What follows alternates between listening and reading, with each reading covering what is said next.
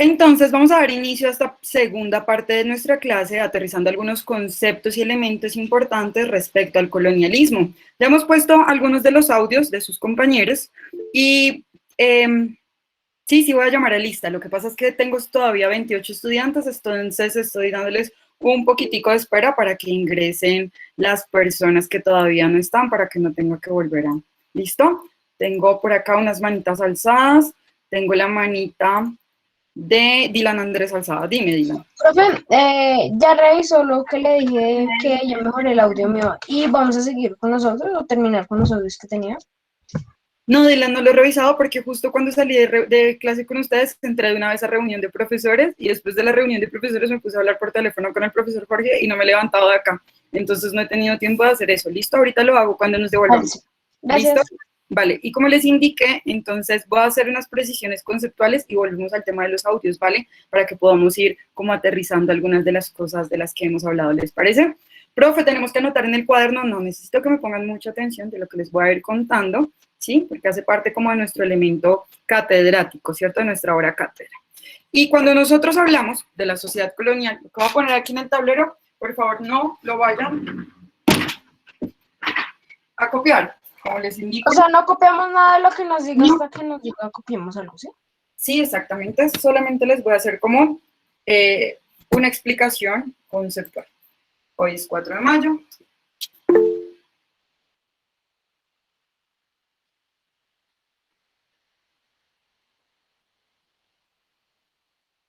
Listo. Permítanme que...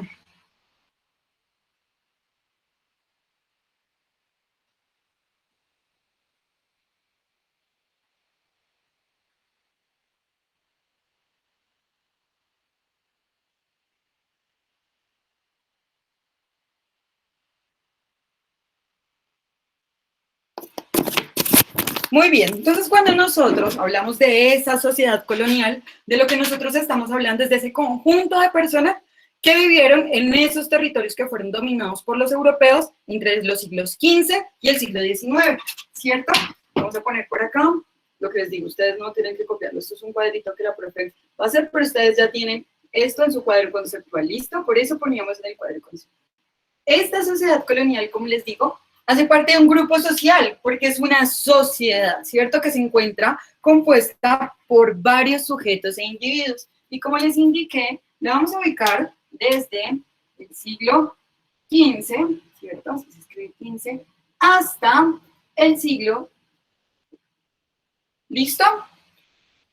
Estos grupos se van a conjugar, ¿cierto?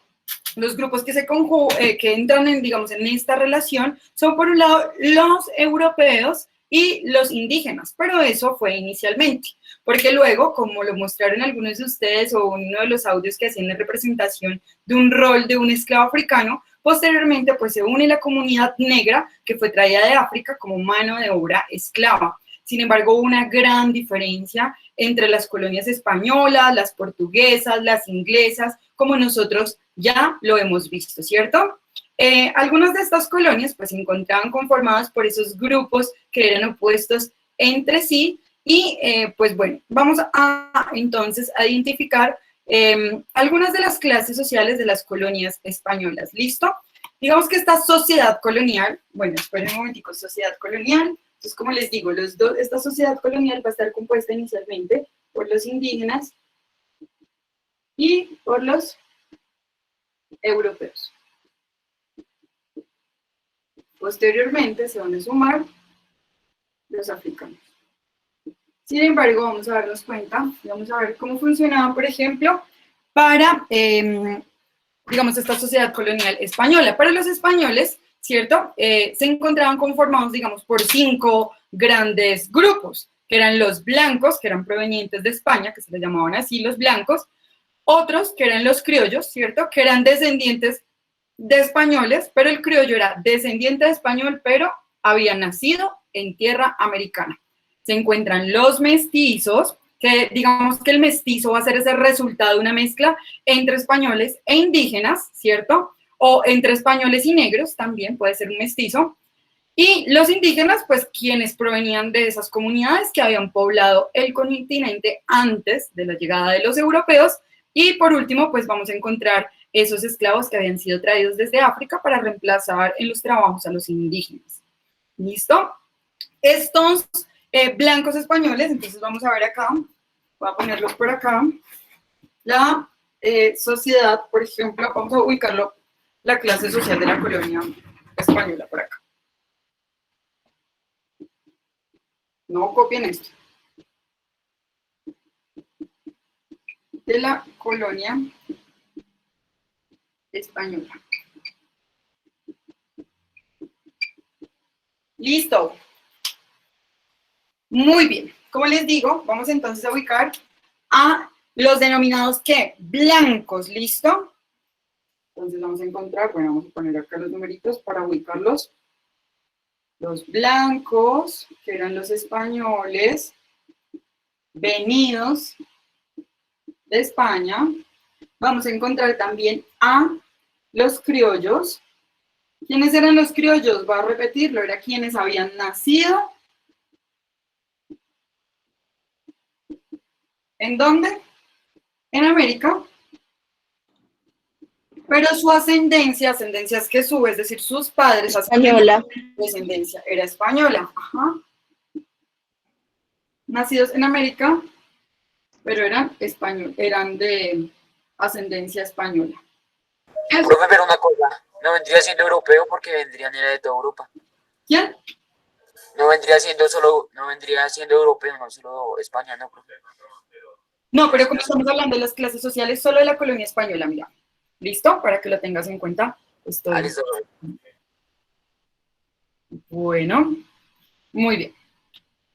Entonces, en ese caso, solo nos vamos a situar en los españoles, todavía no en los europeos. Tenemos entonces, les dije, los mestizos. ¿Quiénes son los mestizos? Los mestizos ya no solamente van a ser nacidos en América, sino que son hijos de español o española con indígena o afro. ¿Listo? Vamos a tener a los afros, la comunidad afrodescendiente, bueno, en este caso pues les decían negros, y vamos a tener a los indígenas. Todavía no lo pongo como afrodescendientes, pues porque es un concepto muy actual que utilizamos nosotros para referir a las personas que tienen ascendencia africana, pero vamos a dejarlos entonces hasta ahí. ¿Listo? Este primer grupo, ¿cierto? De los blancos y de los españoles, pertenecían sobre todo a las personas que eran provenientes del continente europeo, pero sobre todo, ¿cómo decirlo? Eran personas, sobre todo eran hombres, ¿sí? Sobre todo fueron hombres que empezaron a viajar de 1550 más o menos, antes de 1550 más o menos, en principio porque se consideraba que era como un lugar salvaje, peligroso. Entonces los primeros que empiezan a viajar de ese grupo de blancos españoles pues son hombres. Posteriormente ya para 1550 empiezan a viajar mujeres, digamos que fue porque la corona española obligó a los conquistadores a organizar familias en los territorios colonizados. ¿Cómo así, profe? Pues sí, la corona mandó a que se fundaran villas y ciudades con la misma forma que tenían en España, y la intención de esta formación pues también era que trajeran a sus familias y pudieran, digamos, reproducirse entre los mismos españoles, y de alguna manera que los españoles no estuvieran teniendo hijos mestizos, ¿cierto? O que, digamos, no respondiera a la corona. Los trabajos que eran realizados sobre todo por este grupo de blancos, ¿cierto? Se denominaban los trabajos nobles. ¿Qué es un trabajo noble? Es decir, son trabajos como la administración, la milicia, la enseñanza, el comercio, ¿cierto? Los españoles hacían trabajos nobles.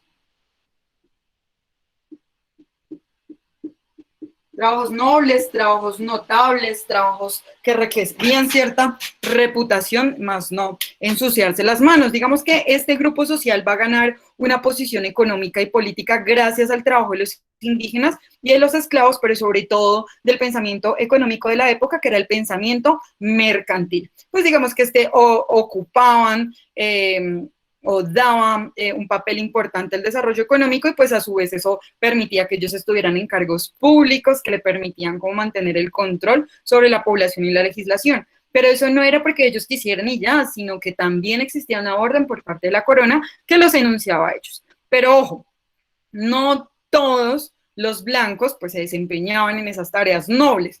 ¿Por qué? Porque los que no pudieron conseguir esa posición política o económica importante que estaban buscando, pues empezaron a dedicar a la agricultura, al comercio y empezaron a elaborar productos manufacturados. Vamos a darnos cuenta que algunas de las principales ciudades actuales de Colombia que fueron ocupadas por los blancos españoles fueron principalmente Santa Fe, Tunja, Cali, Popayán.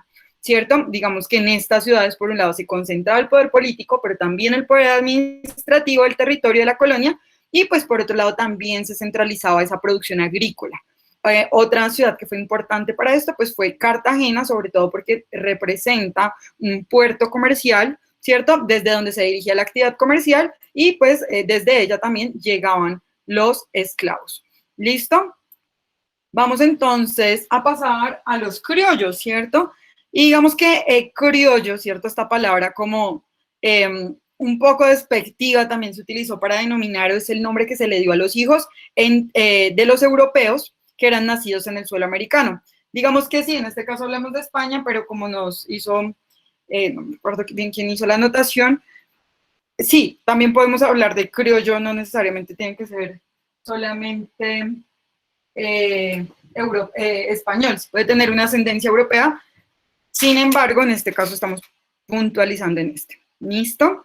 ¿Qué es lo que vamos a decir de ellos? Que esas familias europeas tenían, digamos, como la idea de mantener esa pureza de la sangre, ¿cierto? Y por eso empiezan a venir mujeres a esta tierra. No solamente hombres. ¿Profe, toca copiar eso? No, no hay que copiarlo. Les estoy así explicando porque esto ya lo copiamos nosotros dentro de nuestro mapa, más o menos, para que aterricemos algunas de las ideas importantes sobre la vida en la colonia. ¿Listo?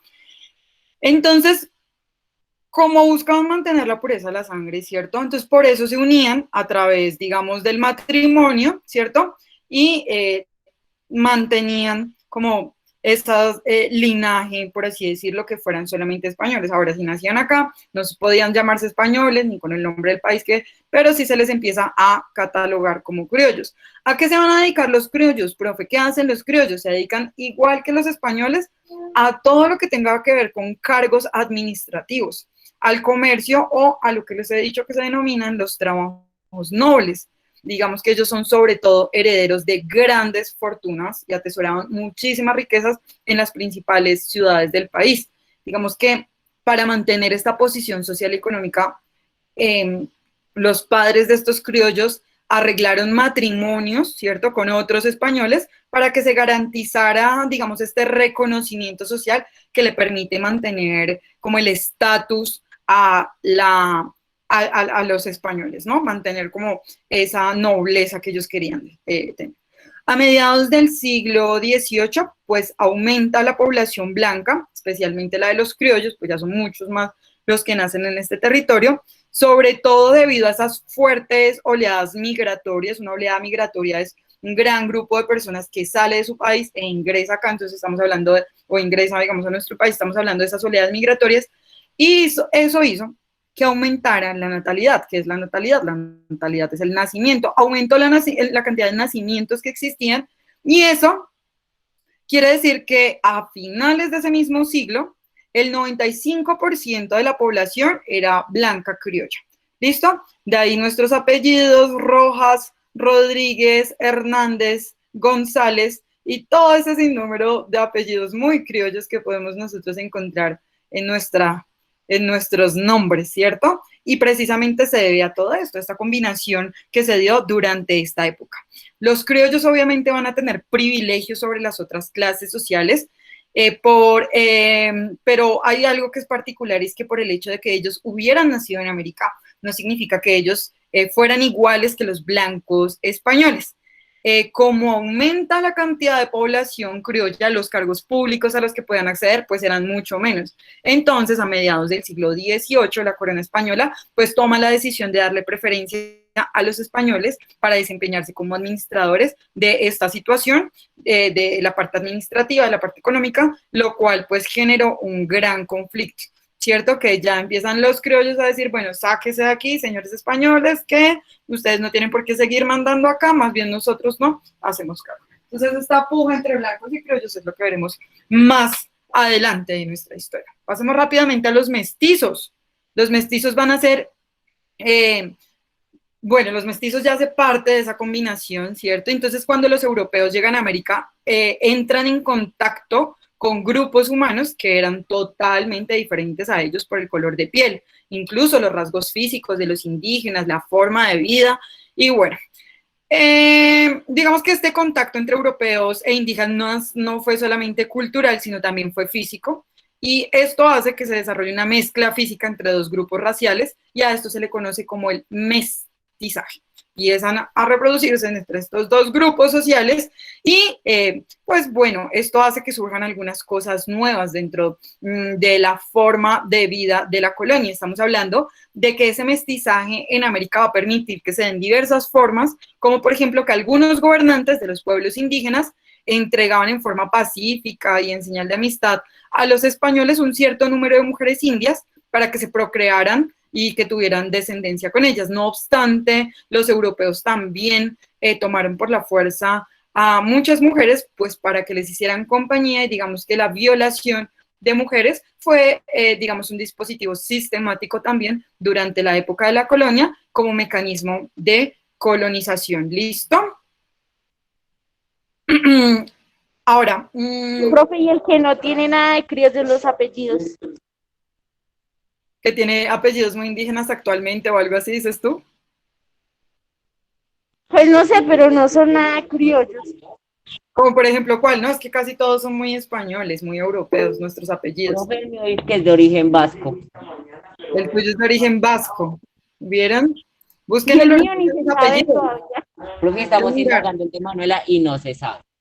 Busquen, si quieren saber cuál es el origen de sus apellidos y pueden saber a partir de ahí de dónde provienen, cuál fue la primera ciudad o demás. ¿Listo? Vamos entonces ahora.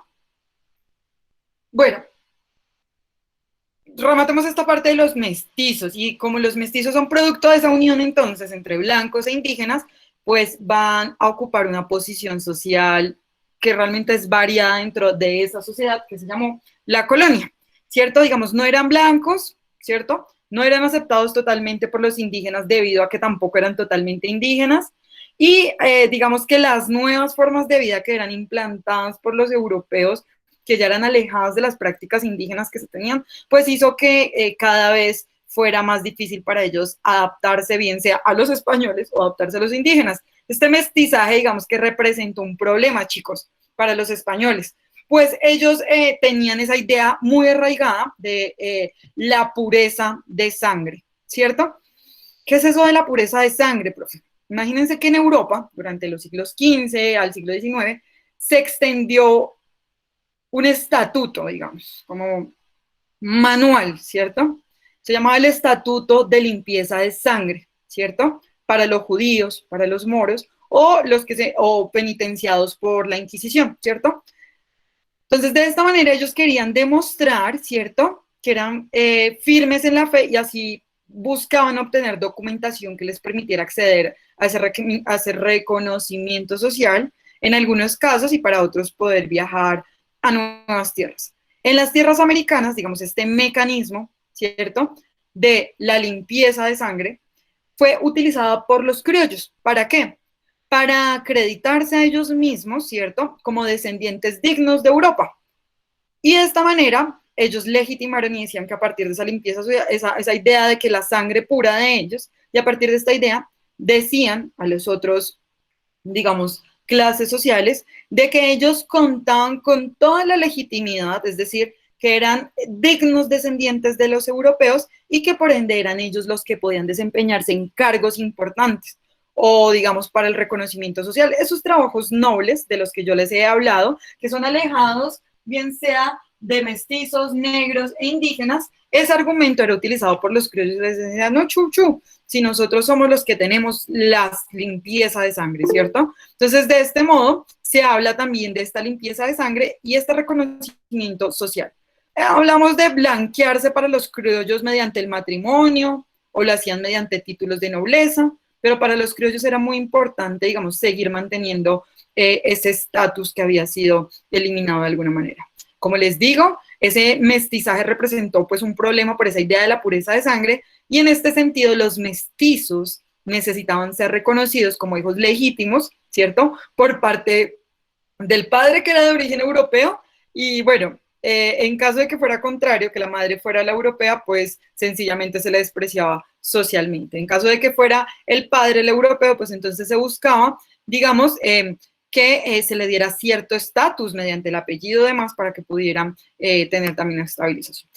Digamos que el mestizaje fue un fenómeno social, chicos, que no solo se dio entre europeos e indígenas, sino que cuando la población mestiza empezó a aumentar, se empezaron a dar nuevamente, digamos, fenómenos de mestizaje, ya no solamente entre indígenas, ¿cierto? Y españoles, sino que entre mestizos e indígenas, porque ya habían mestizos, entre mestizos y españoles, entre mestizos y afros, y de esa manera la población se fue aumentando, ¿cierto? Y aunque las leyes de la monarquía en ese momento prohibían, digamos, que en la práctica se dieran esos casos de mestizaje entre blancos y negros, entre indígenas y negros, y entre mestizos y negros, es decir, estaba totalmente prohibido relacionarse físicamente entre esos grupos, durante la época de la dominación colonial de Europa en América, y sobre todo, especialmente en el caso del virreinato español, de la Nueva España, ese producto de mestizaje entre indígenas, mestizos, negros, pues va a dar origen a una nueva división social que se denominó las castas, ¿cierto? Estas castas, estas castas, las vamos a poner acá.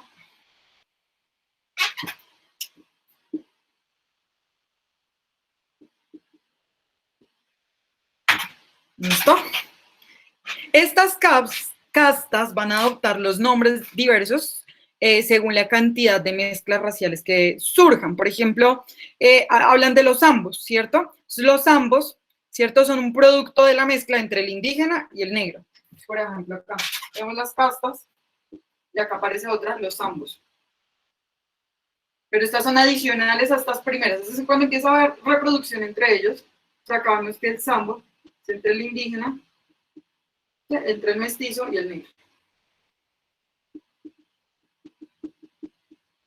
¿Cierto? Parecen los zambos. Pero también nosotros vamos, digamos, a darnos cuenta de que este mestizaje entre blancos, europeos, indígenas americanos y negros africanos, pues son definitivamente la base social que constituye la actual sociedad americana. Es la base, digamos, genética, o más bien la base étnica, ¿cierto? Es la base étnica, esos insumos étnicos, digamos, pues los materiales con los que estamos hechos en este momento la sociedad americana. Digamos que algunos de estos mestizos se van a encargar de la administración de minas, de grandes haciendas, etcétera, etcétera. Ahora nos vamos con el tema de los indígenas, y ya por último, ese término indígena se va a referir a todos aquellos pobladores que fueron nativos del continente americano y que en el momento de la llegada de los europeos, pues eran muchísimos, eran millones y millones de personas. Sin embargo, frente a la cantidad de personas que fueron ellos, no existe como un acuerdo. Algunos investigadores dicen que eran 15 millones de habitantes, otros dicen que eran 40 millones de habitantes, incluso hay quienes dicen que eran más. Bueno, el hecho es que cada comunidad reaccionó de manera diferente al entrar en contacto con los europeos. Por ejemplo, en el caso de las comunidades que habitan lo que hoy llamamos nuestro país, Colombia, en los indígenas de las riberas del Magdalena, por ejemplo, fueron guerreros, mientras que los indígenas que se ubicaban en el altiplano cundiboyacense eran menos belicosos, o sea, no tendían tanto al conflicto, y el sometimiento, pues, definitivamente de la población indígena por parte del otro grupo, pues, se hizo de manera, por la fuerza, digamos, lo que se buscó de alguna manera también fue diezmar la población, fue altamente atacada y asesinada, de tal modo que a finales del siglo XVII todos los grupos estaban sometidos y controlados. Por eso se afirma que el dominio español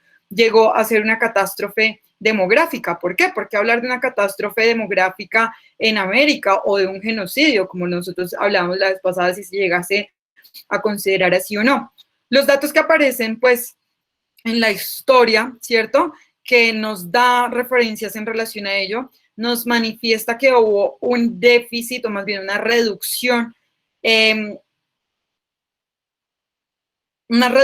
tangencial, ¿cierto?, de la población, a tal punto que en un lapso de 76 años, entre 1519 a 1595, cerca de 23 millones de indígenas desaparecieron.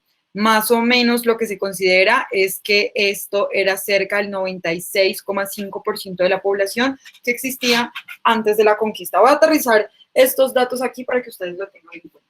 De 1519 a 1595, es decir, en un plazo de 75 años, ¿cierto?, fueron asesinados o, digamos, desaparecieron aproximadamente, y según datos históricos, 23.625.000 personas. ¿A cuánto equivale, digamos, esto? Digamos que esto equivale a cerca de un, vamos a ponerlo a este lado, 96,5%. ¿Listo?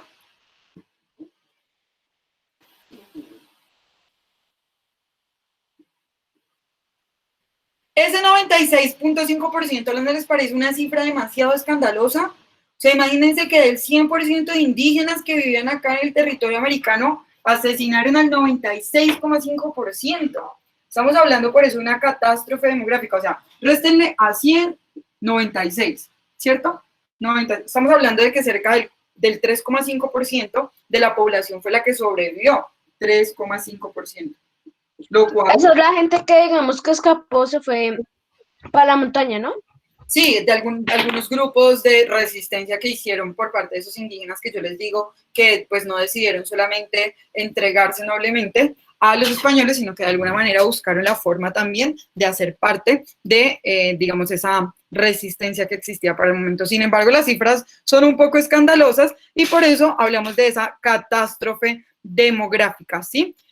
¿Cuáles fueron, digamos, las causas de este impresionante descenso de la población indígena, no solamente en el caso de la Nueva España, sino de todo el continente americano? Bueno, algunos de los factores que contribuyeron a este descenso de la población indígena en América fueron, por ejemplo, la desigualdad en el tipo de armamento que traían los europeos frente al que poseían los indígenas durante la conquista, ¿cierto? Como yo les había indicado en una clase anterior, la relación de armas entre los españoles que ya tenían la pólvora y los indígenas que no tenían ni idea de qué era eso, genera una distancia que en cuestiones circunstanciales determinan la vida, ¿cierto? Una cosa es disparar a la distancia, ¿cierto? Y otra cosa tener que dirigirse hacia la persona para poder generar un daño al opositor. Esa distancia que existe entre la víctima y el arma, que era tan radicalmente diferente entre los españoles que podían disparar a varios metros y el indígena que tenía la necesidad de llegar hasta él para poder defenderse. Entonces, eso por un lado, la diferencia entre el armamento que tenían los europeos, ¿cierto?, genera una desigualdad también. Ahora,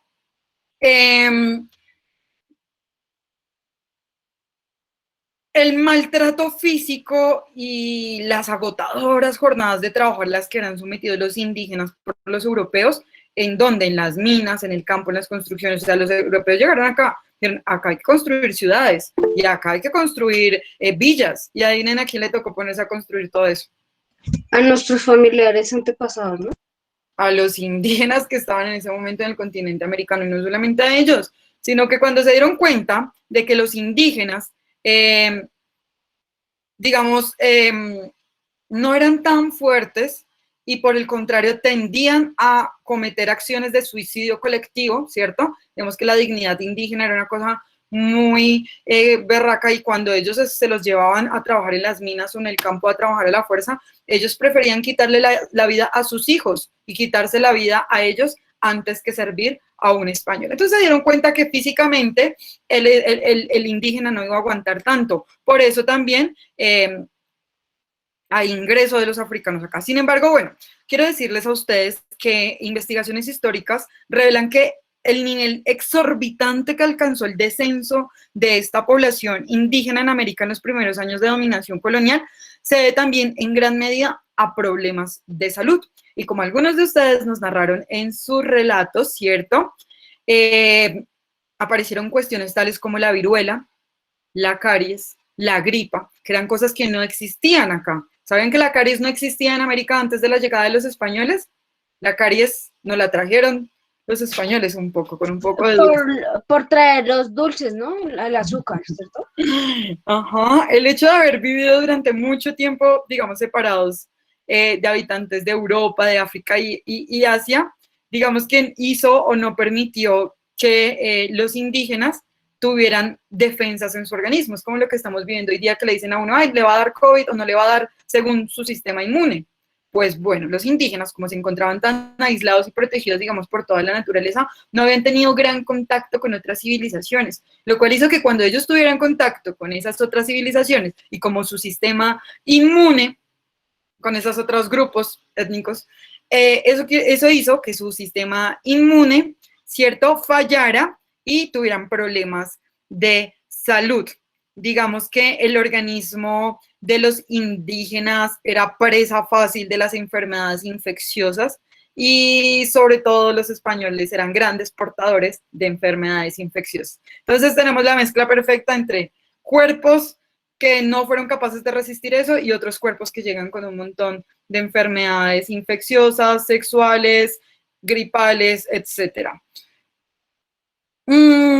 Digamos, incluso cuando los europeos no estuvieran enfermos o no fueran portadores del virus, los cuales encontraron, pues, digamos, en América un terreno propicio para ese desarrollo, los virus en los organismos de los indígenas, como ellos no conocían la gripa, no conocían una viruela, no sabían cómo tratarla, pues la gripe, la neumonía, la viruela, el sarampión, ¿cuál es el otro? El tifo, ¿cierto? Que eran enfermedades que eran totalmente desconocidas en América y que no se habían desarrollado anteriormente, pues encontraron en los cuerpos de los indígenas una posibilidad alta de poder desarrollarse. De ahí que epidémicamente hubiese un alto nivel de muertes, principalmente de la población infantil, de las mujeres y de los ancianos, pero hay que decirlo, fue en general de toda la población.